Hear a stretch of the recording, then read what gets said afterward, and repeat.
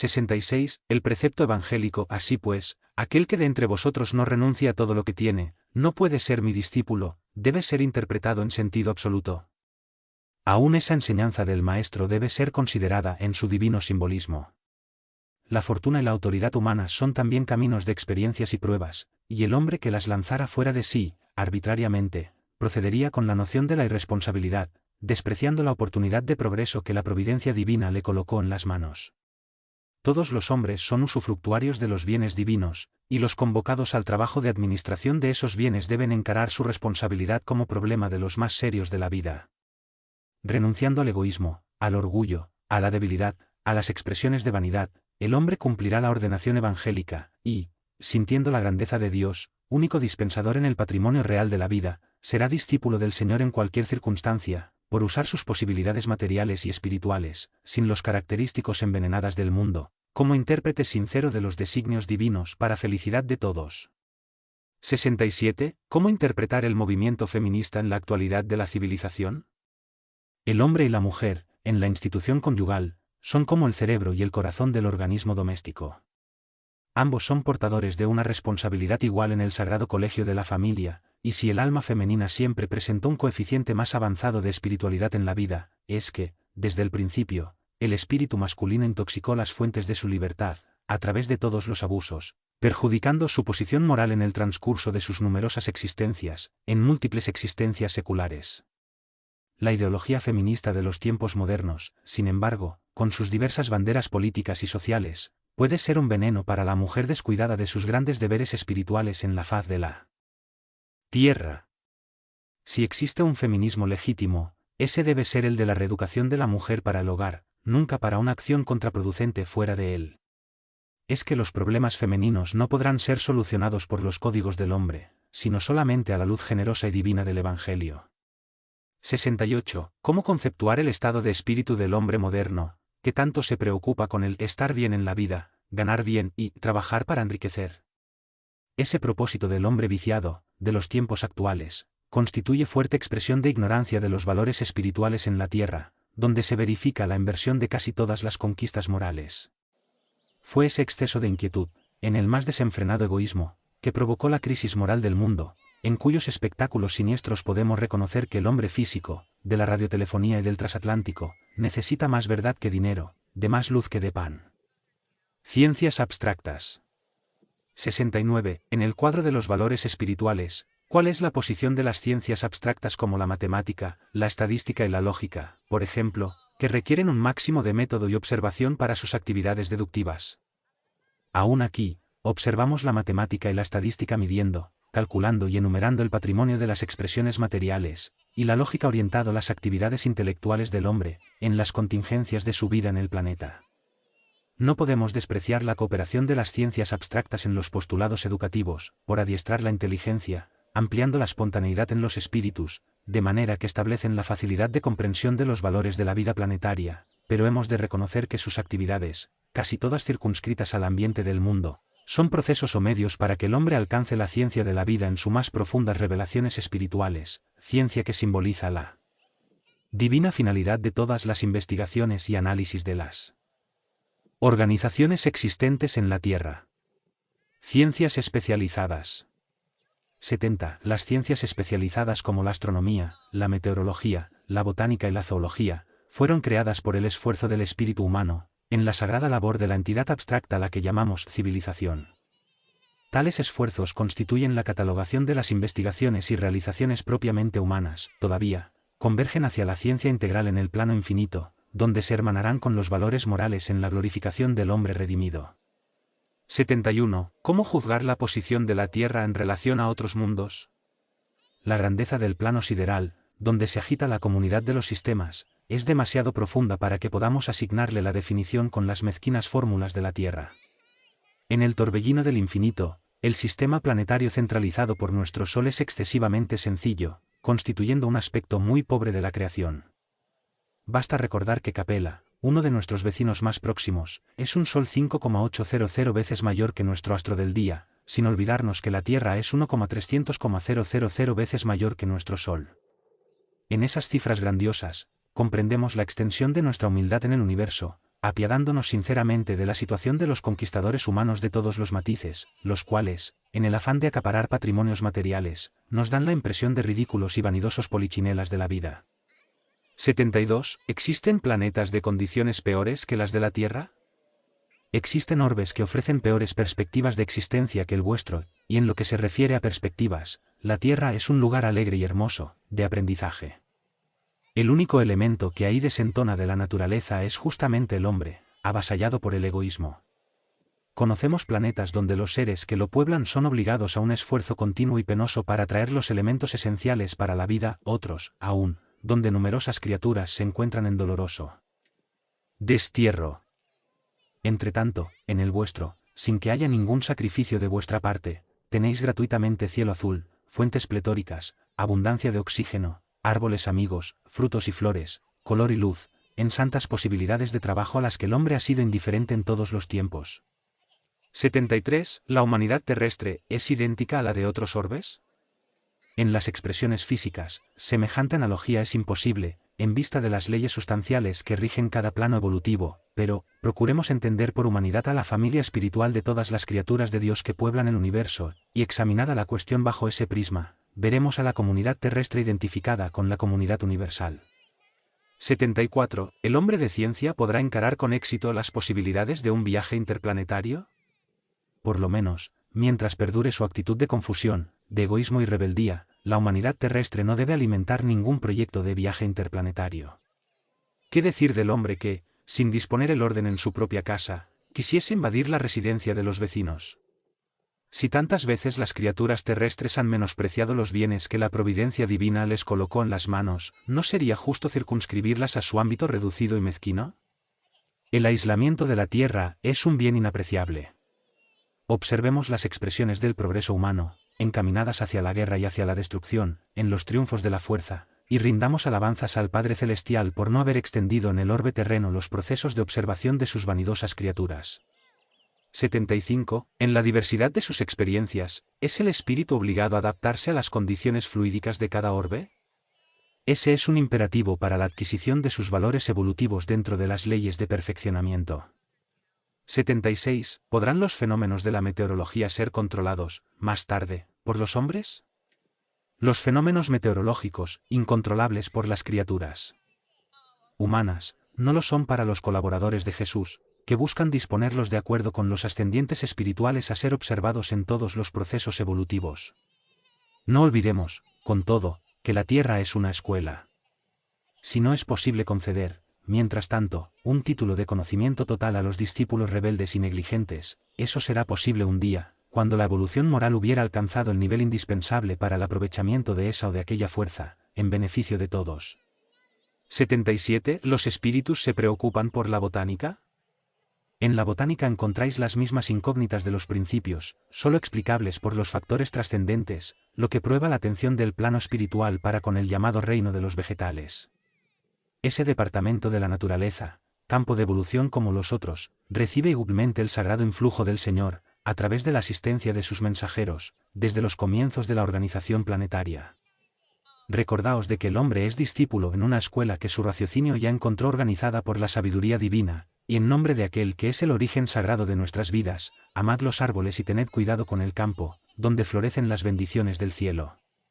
78. ¿La zoología es también objeto de atención de los planos espirituales? Sin duda, también la zoología merece el celo de la esfera invisible, pero es indispensable considerar la utilidad de una advertencia a los hombres, invitándolos a examinar detenidamente sus lazos de parentesco con los animales, dentro de las líneas evolutivas, siendo justo que procuren colocar a los seres inferiores de la vida planetaria bajo su cuidado amigo. Los reinos de la naturaleza, además, son el campo de operación y trabajo de los hombres, siendo razonable considerarlos, más bajo su responsabilidad directa que propiamente de los espíritus, razón por la cual responderán delante de las leyes divinas por lo que hicieran, en conciencia, con los patrimonios de la naturaleza terrestre. 79. ¿Cómo interpretar nuestro parentesco con los animales? Considerando que ellos igualmente poseen, delante del tiempo, un porvenir de fecundas realizaciones, a través de numerosas experiencias llegarán, un día, al llamado reino nominal, como, a nuestra vez, alcanzaremos, con el correr de los milenios, la situación de angelitud. La escala del progreso es sublime e infinita. En el cuadro exiguo de vuestros conocimientos, busquemos una figura que nos convoque al sentimiento de solidaridad y de amor que debe imperar en todos los sectores de la naturaleza visible e invisible. El mineral es atracción. El vegetal es sensación. El animal es instinto. El hombre es razón. El ángel es divinidad. Busquemos reconocer la infinidad de lazos que nos unen en los valores graduales de la evolución y levantemos en nuestra intimidad el santuario eterno de la fraternidad universal. Ciencias combinadas. 80. Las llamadas ciencias combinadas, entre las cuales la historia, la geología y la geografía, ¿surgieron en el mundo tan solo por el esfuerzo de los espíritus aquí encarnados? Indirectamente, las criaturas humanas han recibido, en todas las épocas, la cooperación del plano espiritual para la edificación de sus valores más legítimos. Las llamadas ciencias combinadas son expresiones del mismo cuadro de conocimientos humanos, con igual convergencia hacia la sabiduría integral, en el plan planta-ano infinito. La historia, como la conocéis, no es una estadística de los acontecimientos del planeta a través de las palabras. Todas ellas son procesos evolutivos para los valores intelectuales del hombre, en camino de las conquistas definitivas de su personalidad inmortal. 81. En los planos espirituales, la historia de las civilizaciones terrestres es conocida con las mismas características con que las conocemos a través de los narradores humanos. La descripción de los hechos es aproximadamente la misma, sin embargo, los métodos de apreciación de los acontecimientos y de las situaciones divergen de manera casi absoluta. Muchas veces los héroes en los libros de la tierra son entidades misérrimas en la esfera espiritual. Se verifica, entonces, lo contrario. Conocemos espíritus altísimos que vinieron del mundo cubiertos de virtudes gloriosas, y que no constan en ninguna remembranza de la humanidad. Los altares y las galerías patrióticas de la tierra estuvieron siempre comprometidas por la política rastrera de las pasiones. Pocos héroes de la tierra hacen justicia a ese título en el mundo de la verdad. Es por esa razón que la historia del orbe, siendo exacta, en lo concerniente a la descripción y a la cronología, es ilegítima en lo que se refiere a la justicia y a la sinceridad. 82. Los falsos juicios de la historia agravan la situación de los que se desprenden del mundo, en calidad de héroes, sin que lo sean. Las exequias solemnes, los necrologías brillantes, los pomposos adjetivos que se conceden a los muertos, en transferencia del oro de la posición convencional que dejaron, afligen a los que partieron hacia la muerte, de una manera indescriptible. Penosa situación de angustia se establece para esos espíritus sufrientes y perturbados, que se avergüenzan de sí mismos, experimentando la más honda repugnancia por los homenajes recibidos. Cesada esa fase del falso juzgamiento del mundo, frecuentemente se podrá observar la incoherencia de los hombres. El antiguo héroe vuelve al orbe con las vestiduras del mendigo del proletario rudo, aprendiendo en las lágrimas silenciosas a componer los cánticos del deber y del trabajo santificantes. Todavía, nadie lo ve, porque, en la historia del mundo, en todos los tiempos, el hombre siempre alabó la tiranía y raramente fijó la mirada inquieta en la flor cariñosa y humilde de la virtud. 83. ¿Es el historiador responsable por los juicios falsos de la historia? Considerándose que cada espíritu encarnado tiene su tarea especial. En ese o aquel sector evolutivo, los historiadores que se dejan sumergir en el interés económico de las sinecuras políticas, embriagados por el vino de la mediocridad, responderán después de la tumba por la explotación comercial de la inteligencia que hayan practicado en la tierra, adulterando la justicia y el derecho, evitando la verdad, u ofreciendo mentira al espíritu confiado de la posterioridad. 84. Si un espíritu en el plano invisible no es realmente una criatura santificada, ¿cómo recibirá las oraciones de sus devotos, si la historia del mundo lo canonizó? La canonización es un proceso muy osado de las ambiciones humanas, para ser considerado delante de la verdad espiritual. Conocemos inquisidores, verdugos de pueblos y traidores del bien, conducidos al altar por el falso juzgamiento de la política humana. La oración de los devotos invocando su auxilio, muchas veces sin acordarse de la paternidad de Dios, les resuenan en el corazón perturbado como voces de acusación terrible y dolorosa, porque reavivan aún más la desnudez de sus heridas. Frecuentemente, los espíritus que se encuentran en esa penosa situación ruegan a Jesús la concesión de las experiencias más humildes en la tierra, a fin de olvidar los ruidos nocivos de las falsas glorias del planeta, en el silencio de los grandes dolores que iluminan y regeneran. 85. ¿Las primeras formas planetarias obedecieron a un molde especial preexistente? Jesús fue el divino escultor de la obra geológica del planeta. Junto a sus colaboradores, iluminó las sombras del principio con los efluvios sublimados de su amor, que saturaron todas las sustancias del mundo en formación. No podemos afirmar que las formas de la naturaleza, en su manifestación inicial, obedecieran a un molde preexistente, en el sentido de imitación, porque todas ellas recibieron el influjo sagrado del corazón del Cristo. La verdad es que, así como en vuestras construcciones materiales, todas las obras vivieron previamente en el cerebro de un ingeniero o de un arquitecto, todas las formas de la vida en la tierra fueron primeramente concebidas en su visión divina. 86. Habiendo sido la tierra formada por el poder divino, ¿por qué pasó la tierra por tantas etapas evolutivas, muchas de las cuales duraron millones de años? En el infinito del universo, la evolución del principio espiritual ha de escapar a todas vuestras limitaciones de tiempo y de espacio, en la tabla de los valores terrestre. Las adquisiciones de cada individuo resultan de la ley del esfuerzo propio en el camino ilimitado de la creación, destacándose de ahí las más diversas posiciones evolutivas de las criaturas y comprendiéndose que el tiempo y el espacio son laboratorios divinos, donde todos los principios de la vida son sometidos a las experiencias del perfeccionamiento, de manera que cada uno se deba a sí mismo todas las realizaciones, en el día de adquisición de los más altos valores de la vida. 87. ¿De dónde fueron sacados los elementos para la formación de la Tierra? Sabemos que la aglutinación molecular, así como el motor trascendente del mundo, obedecieron al soplo generador de la vida, oriundo del Todopoderoso y lanzado sobre el infinito de la creación universal. Con todo, nos hallamos aún en la posición del alumno que encontró la escuela ya edificada, cabiéndonos alabar y buscar, por el trabajo y por el perfeccionamiento, a su divino autor. 88. ¿Debe el hombre terrestre vislumbrar en las conmociones geológicas del globo elementos de prueba para su vida? Los estremecimientos sísmicos no son simples accidentes de la naturaleza. El mundo no está bajo la dirección de fuerzas ciegas. Las conmociones del globo son instrumentos de pruebas colectivas, ásperas y penosas. En esos cataclismos, la multitud paga igualmente sus crímenes de otrora y cada elemento integrante de la misma se quita del pretérito en la pauta de los débitos individuales. 89. ¿Por qué razón no existe en los textos sagrados una noticia positiva de las tierras descubiertas posteriormente a la venida de Jesús al planeta? En ese particular, hemos de convenir que la palabra de las profecías, a través de todos los tiempos y situaciones del planeta, como eco de las regiones divinas, no tuvo en mira sino la edificación del reino de Dios en los corazones, despreciando las funciones humanas, precarias y perecibles.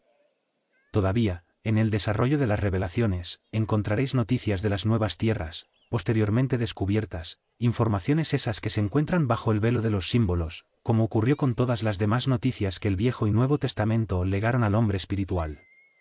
Ciencias aplicadas.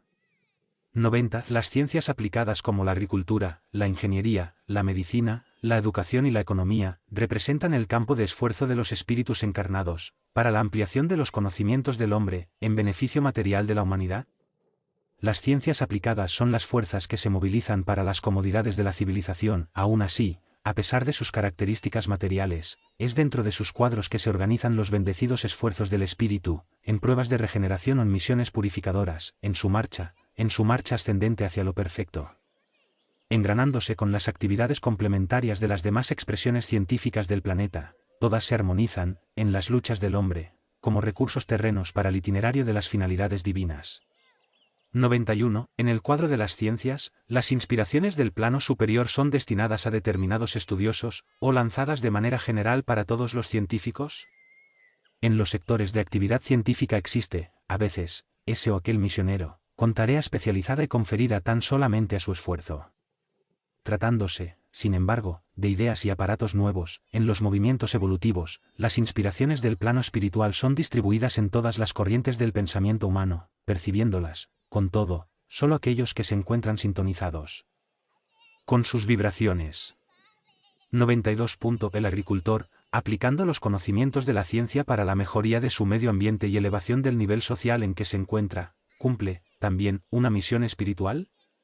El hombre recibió, igualmente, una gran tarea junto al suelo del globo, fuente de manutención de su existencia, compitiéndole el buen servicio de cultivar y perfeccionar el trato de la tierra, bajo su ordenación transitoria, porque es en la oficina del orbe que él se prepara, de modo general, para su futuro infinito, lleno de belleza y de realizaciones definitivas en el plano eterno. 93. El ingeniero, En la movilización de los patrimonios materiales del orbe, extendiendo las posibilidades de comunicación entre los pueblos, ¿es amparado por las fuerzas espirituales? Las fuentes de protección del plano invisible amparan todos los esfuerzos generosos y sinceros que tienen como objetivo no solo el perfeccionamiento de la escuela planetaria, sino también el de sus hijos. Así, hemos de reconocer en el ingeniero abnegado un obrero del progreso y de la fraternidad. Esa es la razón por la cual las grandes obras de la ingeniería, en su aspecto beneficiario, a pesar de ser obras materiales, poseen elevada significación por la extensión de su utilidad al espíritu colectivo. 94. ¿Cómo es considerada en los planos espirituales la medicina terrestre?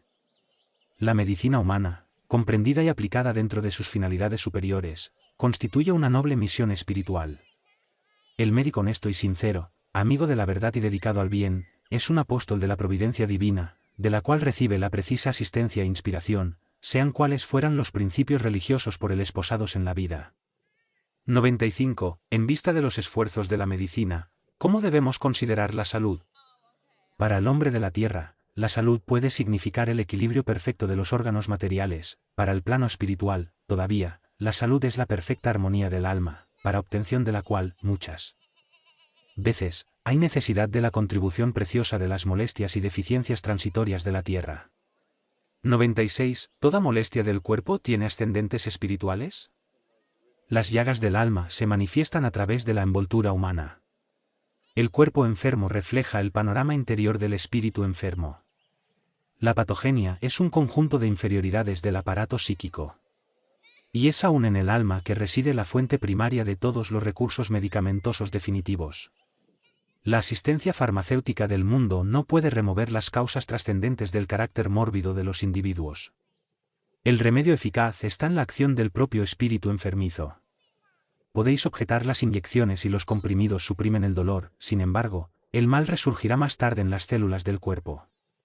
Indagaréis, afligidos, en cuanto a las molestias incurables por la ciencia de la tierra, y yo os diré que la reencarnación, en sí misma, en las circunstancias del mundo envejecido en los abusos, ya representa una estación de tratamiento y de cura, y que hay enfermedades del alma, tan persistentes, que pueden reclamar varias estaciones sucesivas, con la misma intensidad en los procesos regeneradores. 97. Si las enfermedades son de origen espiritual, ¿es justa la aplicación de los medicamentos humanos, la cirugía, etcétera, etcétera? El hombre debe movilizar todos los recursos a su alcance, a favor de su equilibrio orgánico. Por mucho tiempo aún, la humanidad no podrá prescindir de la contribución del clínico, del cirujano y del farmacéutico, misioneros del bien colectivo. El hombre tratará de la salud del cuerpo, hasta que aprenda a preservarlo y defenderlo, conservando la preciosa salud de su alma.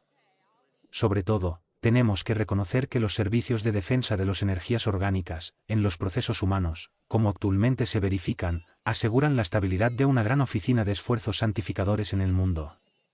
Cuando, sin embargo, el hombre espiritual domine al hombre físico, los elementos medicamentosos de la tierra estarán transformados en la excelencia de los recursos psíquicos, y esa gran oficina se hallará elevada santuario de fuerzas y posibilidades espirituales junto a las lamas. 98. En los procesos de curación, ¿cómo debemos comprender el pase? Así como la transfusión de sangre representa una renovación de las fuerzas físicas, el pase es una transfusión de energías psíquicas, con la diferencia de que los recursos orgánicos son retirados de un reservorio ilimitado de fuerzas espirituales. 99. ¿Cómo debe ser recibido y dado el pase? El pase podrá obedecer a la fórmula que ofrezca mayor porcentaje de confianza, no solo a quien lo da, como a quien lo recibe. Debemos esclarecer, todavía, que el pase es la transmisión de una fuerza psíquica y espiritual, dispensando cualquier contacto físico en su aplicación. 100. La llamada bendición o rezos, conocida en los medios populares, ¿será una modalidad de pase? Las llamadas bendiciones, tan comunes en el ambiente popular, siempre que sean empleadas en la caridad, son expresiones humildes del pase regenerador, popularizado en las instituciones espiritistas de socorro y de asistencia. Jesús nos dio la primera lección en ese sentido, imponiendo las divinas manos sobre enfermos y sufrientes, en lo que fue seguido por los apóstoles del cristianismo primitivo. Toda buena dádiva y don perfecto viene de lo alto, decía el apóstol, en la profundidad de sus explicaciones. La práctica del bien puede asumir las fórmulas más diversas. Su esencia, sin embargo, es siempre la misma delante del Señor. 101. ¿Por qué no será permitida a las entidades espirituales la revelación de los procesos de curación de la lepra, del cáncer, etc.? Antes de cualquier consideración, debemos examinar la ley de las pruebas y la necesidad de su ejecución plena.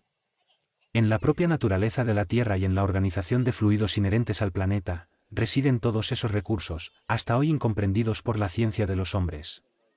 Jesús curaba a los leprosos con la simple imposición de sus manos divinas.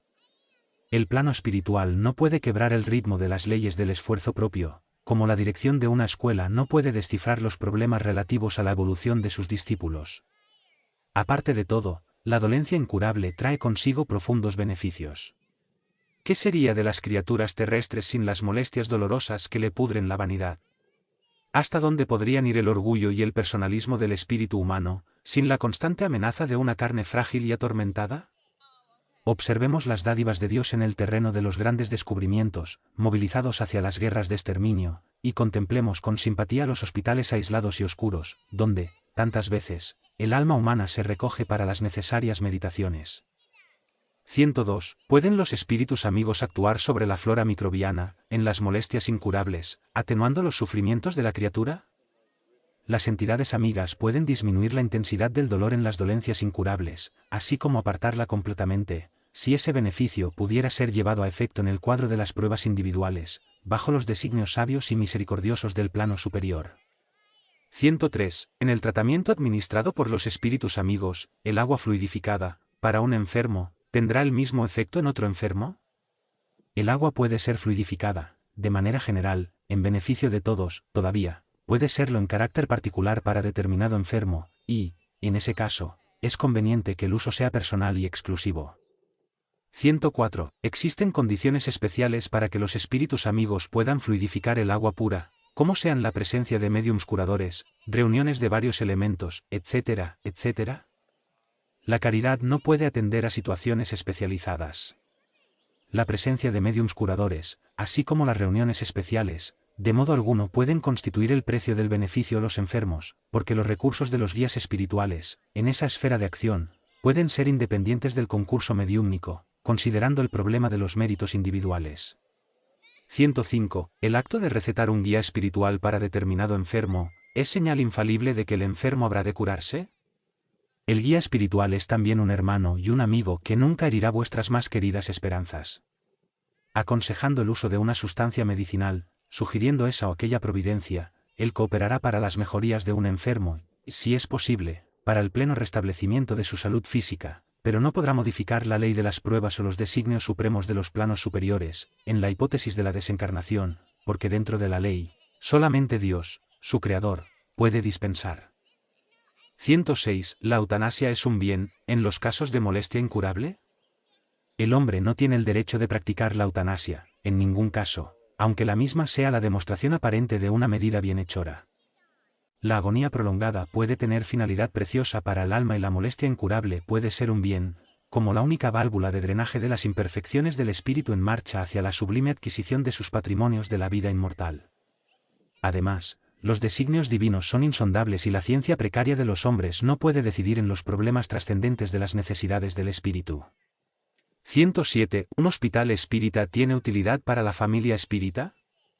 La fundación de un hospital, en cuyos procesos de tratamiento estén vivos los principios del espiritismo evangélico, constituye una realización generosa, en la mejor exaltación de las enseñanzas consoladoras de los mensajeros celestiales.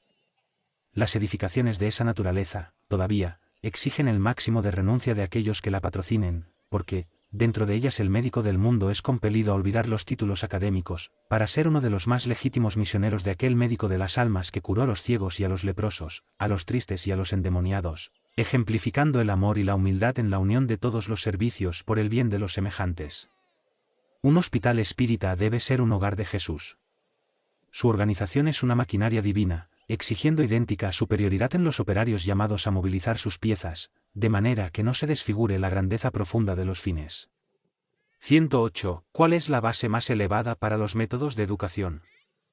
Las nociones religiosas, con la ejemplificación de los más altos deberes de la vida, constituyen la base de toda la educación, en la sagrada institución de la familia. 109. ¿El periodo infantil es el más importante para la tarea educativa? El periodo infantil es el más serio y el más propicio para la asimilación de los principios educativos. Hasta los 7 años, el espíritu aún se encuentra en fase de adaptación para la nueva existencia que le corresponde en el mundo. En esa edad, aún no existe una integración perfecta entre él y la materia orgánica. Sus recordaciones del plano espiritual son, por eso, más vivas, tornándose más susceptible de renovar el carácter y establecer un nuevo camino, en la consolidación de los principios de responsabilidad, si encontraran los padres legítimos representantes del colegio familiar. Y aquí porque el hogar es tan importante para la edificación del hombre, y porque tan profunda es la misión de la mujer delante de las leyes divinas. Pasada la época infantil, acreedora de toda vigilancia y cariño por parte de las energías paternales, los procesos de educación moral, que forman el carácter, se tornan más difíciles con la integración del espíritu en su mundo orgánico material, y, alcanzada la adultez, si la educación no se hubiera hecho en el hogar, entonces, solo el proceso violento de las pruebas rudas, en el mundo, puede renovar el pensamiento y la concepción de las criaturas, porque el alma reencarnada habrá retomado todo su patrimonio nocivo del pasado y reincidirán las mismas caídas, si le faltó la luz interior de los sagrados principios educativos. 110. ¿Cuál es la mejor escuela de preparación de las almas reencarnadas, en la tierra? La mejor escuela aún es el hogar, donde la criatura debe recibir las bases del sentimiento y del carácter. Los establecimientos de enseñanza, propiamente del mundo, pueden instruir, mas solamente la institución de la familia puede educar. Es por esa razón que la universidad podrá hacer al ciudadano, pero solamente el hogar puede edificar al hombre. En su grandiosa tarea de cristianización, esa es la profunda finalidad del espiritismo evangélico, en el sentido de iluminar la conciencia de la criatura, a fin de que el hogar se rehaga y nuevo ciclo de progreso espiritual se traduzca, entre los hombres, en hogares cristianos, para la nueva era de la humanidad. 111. ¿Es justa la fundación de institutos para la educación sexual? Cuando los profesores del mundo estén plenamente despreocupados de las relaciones administrativas, de los auxilios oficiales, de la clasificación de salarios, de las situaciones de evidencia en el magisterio, de las promociones, etc., para sentir en los discípulos los hijos reales de su corazón, será acertado pensar en la fundación de centros educativos de esa naturaleza, porque habrá mucho amor dentro de las almas, asegurando el éxito de las iniciativas. Los profesores del mundo, todavía, considerando el cuadro legítimo de las excepciones, aún no pasan de servidores del Estado, angustiados en la competencia del profesionalismo. En la sagrada misión de enseñar, ellos instruyen el intelecto, pero, de un modo general, aún no saben iluminar el corazón de los discípulos, por estar necesitados de la propia iluminación. Examinada la cuestión de ese modo, y atendiendo a las circunstancias de las posiciones evolutivas, consideramos que los padres son maestros de la educación sexual de sus hijos, indicados naturalmente para esa tarea, hasta que el orbe posea, por todas partes, las verdaderas escuelas de Jesús, donde la mujer, en cualquier estado civil, se integre en la divina misión de la maternidad espiritual de sus propios pequeños tutelados y donde el hombre, convocado al trabajo educativo, se transforme en un centro de paternal amor y amoroso respeto para con sus discípulos. 112. ¿Cómo renovar los procesos de educación para la mejoría del mundo? Las escuelas instructivas del planeta podrán renovar siempre sus métodos pedagógicos, con esos o aquellos procesos nuevos, de conformidad con la psicología infantil, pero la escuela educativa del hogar solo posee una fuente de renovación que es el Evangelio, y un solo modelo de maestro, que es la personalidad excelsa del Cristo. 113. ¿Los padres espiritistas deben suministrar la educación doctrinaria a sus hijos o pueden dejar de hacerlo invocando las razones de que, en materia de religión, aprecian más la plena libertad de los hijos? El periodo infantil, en su primera fase, es el más importante para todas las bases educativas, y los padres espiritistas cristianos no pueden olvidar sus deberes de orientación a los hijos, en las grandes revelaciones de la vida. En ninguna hipótesis, esa primera etapa de las luchas terrestres debe ser encarada con indiferencia. El pretexto de que el niño debe desenvolverse con la máxima noción de libertad puede dar oportunidad a graves peligros. Ya se dijo, en el mundo, que el pequeño libre es la semilla del delincuente. La propia reencarnación no constituye, en sí misma, una restricción considerable a la independencia absoluta del alma necesitada de expiación y correctivo. Además de eso, los padres espiritistas deben comprender que cualquier indiferencia en ese particular puede conducir al niño a los prejuicios religiosos de otros, al apego a los convencionalismos, y a la ausencia del amor a la verdad. Debe nutrirse el corazón infantil con la creencia, con la bondad, con la esperanza y con la fe en Dios. Actuar contrariamente a esas normas es abrir para el culpable del ayer la misma puerta ancha para los excesos de toda suerte, que conducen al aniquilamiento y al crimen. Los padres espiritistas deben comprender esas características de sus obligaciones sagradas, entendiendo que el hogar no se hizo para la contemplación egoísta de la especie, pero sí, para santuario donde, a veces, se exige el sacrificio y la renuncia de una existencia entera. 114. ¿La economía debe ser dirigida? En lo que se refiere a la técnica de producción, la necesidad de la repartición y a los procesos de consumo, es más que justa la dirección de la economía. Sin embargo, en ese sentido, todo exceso político que perjudique la armonía en la ley de los intercambios, de los cuales el progreso depende completamente, es un error condenable, con graves consecuencias para toda la estructura del organismo colectivo. Tales excesos dieron causa a los sistemas autárquicos de gobierno, de la actualidad, donde perecen todos los ideales de justicia económica y de fraternidad, en virtud de los errores de visión del mal nacionalismo. La vida depende de trueques incesantes y toda restricción a esos elevados principios de armonía es un pasaje para la destrucción revolucionaria, donde se invierten todos los valores de la vida. Que la economía sea dirigida, pero que las pasiones políticas no penetren sus dominios de equilibrio y reciprocidad, porque, en su influencia nefasta, el bastarse a sí mismo es la ideología siniestra de la ambición y del egoísmo, donde el fermento de la guerra encuentra el clima apropiado para sus manifestaciones de violencia y exterminio. Segunda parte. Filosofía. 115. ¿Es la filosofía la interpretación sintética de todas las actividades del espíritu en evolución en la Tierra? La filosofía constituye, de hecho, la síntesis de las actividades evolutivas del espíritu encarnado, en la Tierra. Sus ecuaciones son las energías que fecundan a la ciencia, espiritualizándole los principios, hasta que unidas una a la otra, indisolublemente, penetren el atrio divino de las verdades eternas. Vida-aprendizaje. 116. ¿El hombre físico está siempre ligado a su pasado espiritual? Como la mayoría de las criaturas humanas se encuentran luchas expiatorias, podemos figurar al hombre terrestre como alguien que lucha para deshacerse de su propio cadáver, que es el pasado culpable, de modo que pueda ascender hacia la vida y hacia la luz que residen en Dios. Esa imagen la tenemos en la semilla del mundo que, para desenvolverse en embrión, lleno de vitalidad y belleza, necesita del temporal estacionamiento en el seno fangoso de la tierra, a fin de deshacerse de su envoltorio, creciendo, enseguida, hacia la luz del sol y cumpliendo su misión sagrada, adornada de flores y frutos. 117. La inteligencia, juzgada por el patrón humano, ¿será la síntesis de varias experiencias del espíritu sobre la tierra? Los valores intelectivos representan la suma de muchas experiencias, en varias vidas del espíritu, en el plano material. Una inteligencia profunda significa un inmenso acervo de luchas planetarias. Alcanzada esa posición, si el hombre guarda consigo una expresión idéntica de progreso espiritual, por el sentimiento, entonces estará apto para elevarse a nuevas esferas del infinito, para la conquista de su perfección.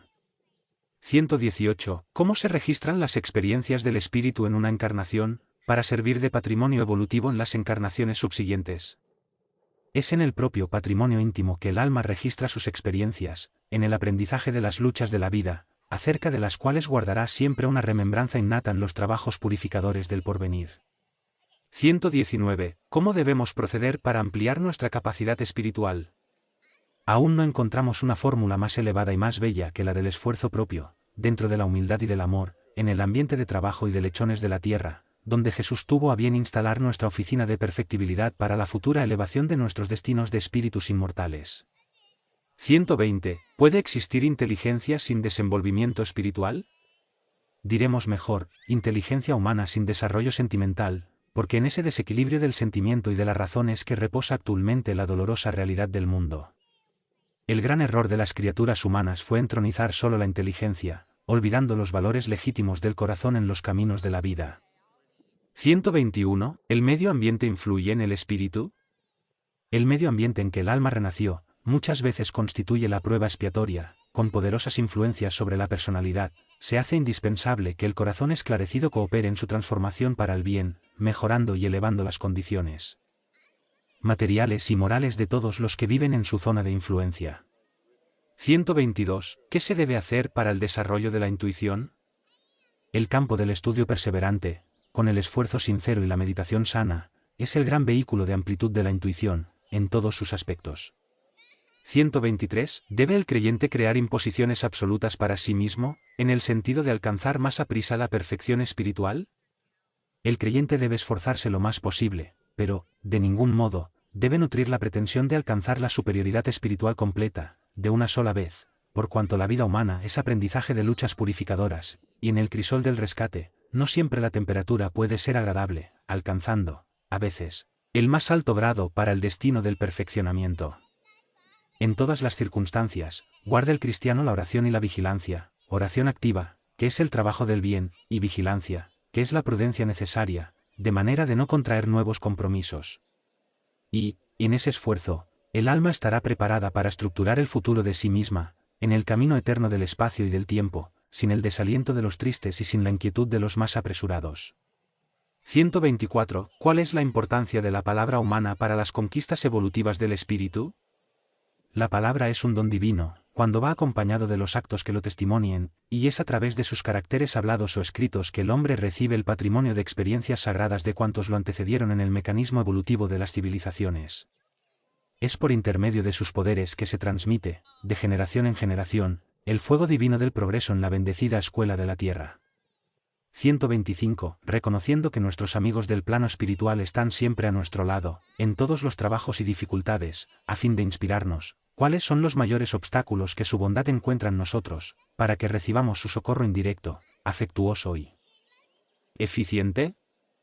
Los mayores óbices psíquicos, antepuestos por el hombre terrestre a sus amigos y mentores de la espiritualidad, son originados por la ausencia de humildad sincera en los corazones, para el examen de la propia situación de egoísmo, rebeldía y necesidad de sufrimiento. 126. Las vibraciones relativas al bien y al mal, emitidas por el alma encarnada en su aprendizaje terrestre, ¿persisten en el espacio para examen y ponderación del futuro? Habéis de convenir con nosotros que existen fenómenos físicos, trascendentes en demasía, para que podamos examinarlos debidamente, en la pauta exigua de vuestros conocimientos actuales. Todavía, tratándose de vibraciones emitidas por el espíritu encarnado, somos compelidos a reconocer que esas vibraciones quedan permanentemente grabadas en la memoria de cada uno, y la memoria es una placa fotográfica, donde las imágenes jamás se confunden. Bastará la manifestación del recuerdo, para ser llevadas a efecto todas las ponderaciones, más tarde, en el capítulo de las expresiones del mal y del bien. 127. El precepto de cuerpo sano, mente sana, ¿podrá ser observado tan solamente por el hábito de los deportes y labores atléticas?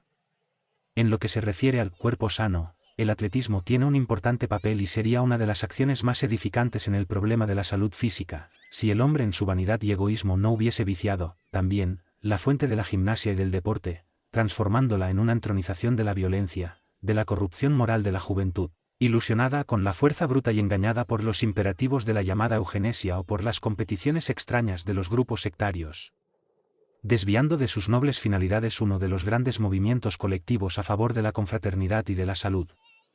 Bastará esa observación para comprender que la mentalidad sana solamente constituirá una realidad cuando hubiera un perfecto equilibrio entre los movimientos del mundo y las conquistas interiores del alma.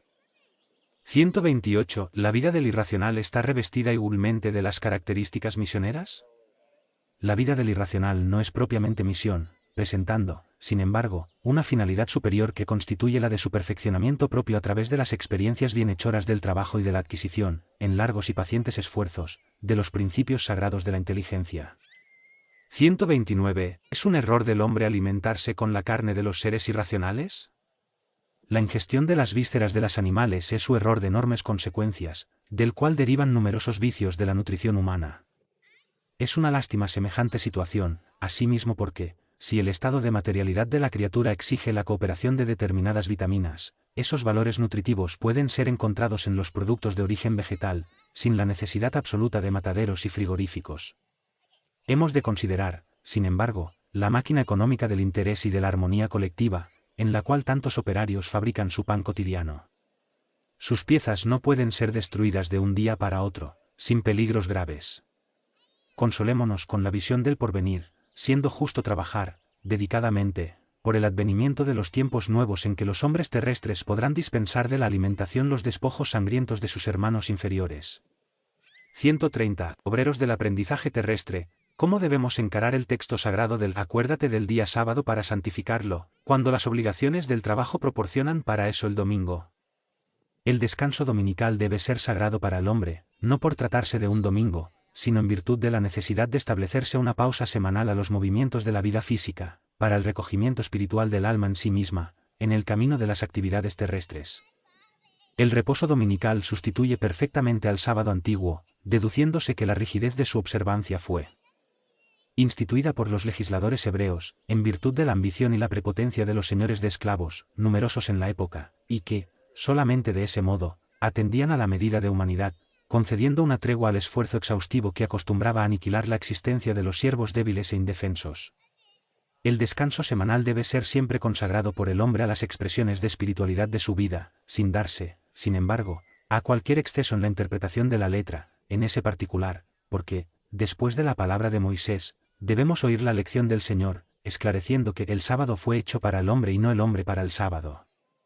Experiencia. 131. ¿Cómo adquiere experiencia el espíritu encarnado? La lucha y el trabajo son tan imprescindibles al perfeccionamiento del espíritu, como el pan material es indispensable a la manutención del cuerpo físico. Es trabajando y luchando, sufriendo y aprendiendo, que el alma adquiere las experiencias necesarias en su marcha hacia la perfección. 132. ¿Existe el determinismo y el libre albedrío, al mismo tiempo, en la existencia humana? Determinismo y libre albedrío coexisten en la vida, uniéndose en el sendero de los destinos, para la elevación y redención de los hombres. El primero es absoluto en las más bajas etapas evolutivas y el segundo se amplía con los valores de la educación y de la experiencia. Conviene observar que sobre ambos flotan las determinaciones divinas, basadas en la ley del amor, sagrada y única, de la cual la profecía fue siempre el más elocuente testimonio. ¿No verificáis, actualmente, las realizaciones previstas por los emisarios del Señor hace 2 y 4 milenios, en el divino simbolismo de las Escrituras? Establecida la verdad de que el hombre es libre en la pauta de su educación y de sus méritos, en la ley de las pruebas, nos cumple reconocer que el propio hombre, a medida que se torna responsable, organiza el determinismo de su existencia, agravándolo o suavizándolo. En sus rigores, hasta poder elevarse definitivamente a los planos superiores del universo. 133. Existiendo el determinismo y el libre albedrío, en la vida humana, al mismo tiempo, ¿cómo comprender la palabra de los guías espirituales cuando afirman no serles posible influenciar nuestra libertad? No debemos olvidar que hablamos de expresión corpórea, tratándose de determinismo natural, que predomina sobre los destinos humanos. La subordinación de la criatura, en sus expresiones del mundo físico, es lógica y natural en las leyes de las compensaciones, dentro de las pruebas necesarias, pero, en lo íntimo, zona de pura influencia espiritual, el hombre es libre en la elección de su futuro camino. Sus amigos de lo invisible localizan ahí el santuario de su independencia sagrada. En todas las situaciones, el hombre educado puede reconocer donde hablan las circunstancias de la voluntad de Dios, en su beneficio, y donde hablan las que se forman por la fuerza de su vanidad personal o de su egoísmo. Con él, por tanto, estará siempre el mérito de la elección, en ese particular. 134. ¿Cómo puede el hombre agravar o suavizar el determinismo de su vida? La determinación divina en la sagrada ley universal es siempre la del bien, es siempre la del bien y la de la felicidad, para todas las criaturas. En el hogar humano, ¿no veis un padre amoroso y activo, con un largo programa de trabajos para la ventura de los hijos? Y cada hijo, terminado el esfuerzo de la educación en la infancia, en la preparación para la vida, ¿no debería ser un colaborador fiel de la generosa providencia paterna por el bien de toda la comunidad familiar? Entretanto, la mayoría de los padres humanos deja la tierra sin ser comprendidos, a pesar de todo el esfuerzo desplegado en la educación de los hijos. El espíritu que, de algún modo, ya almacenó ciertos valores educativos, es convocado para ese o aquel trabajo de responsabilidad junto a los otros seres en duras pruebas, o en busca de conocimiento para la adquisición de la libertad. Ese trabajo debe ser llevado a efecto en la línea recta del bien, de modo que ese hijo sea el buen cooperador de su Padre Supremo, que es Dios. El administrador de una institución, el jefe de una oficina, el escritor de un libro, el maestro de una escuela, tiene su parcela de independencia para colaborar en la obra divina, y deben retribuir la confianza espiritual que les fue diferida. Los que se educan y conquistan derechos naturales, inherentes a la personalidad, dejan de obedecer, de modo absoluto, en el determinismo de la evolución, porque estarán aptos para cooperar en el servicio de las ordenaciones, pudiendo crear las circunstancias para la marcha ascendente de sus subordinados o hermanos en humanidad, en el mecanismo de responsabilidad de la conciencia esclarecida. En ese trabajo de ordenar con Dios, el hijo necesita considerar el celo y el amor paternos, a fin de no desviar su tarea del camino recto, suponiéndose señor arbitrario de las situaciones, complicando la vida de la familia humana, y adquiriendo determinados compromisos, a veces bastante penosos, porque, contrariamente al propósito de los padres, hay hijos que desbaratan los talentos colocados en sus manos, en la desidia, en el egoísmo, en la vanidad o en el orgullo. Por favor no olvide dejar su like, es importante para que el canal siga creciendo y más personas puedan tener acceso a ella. Este canal fue creado sin ánimo de lucro, para llegar a las personas. Es el caso de los deficientes visuales, personas que están en los hospitales, y a todos que necesiten una lectura edificante. Muchas gracias, que la paz del Mestre esté con vosotros. Recuerda valorar y reconocer el trabajo del autor adquiriendo sus obras.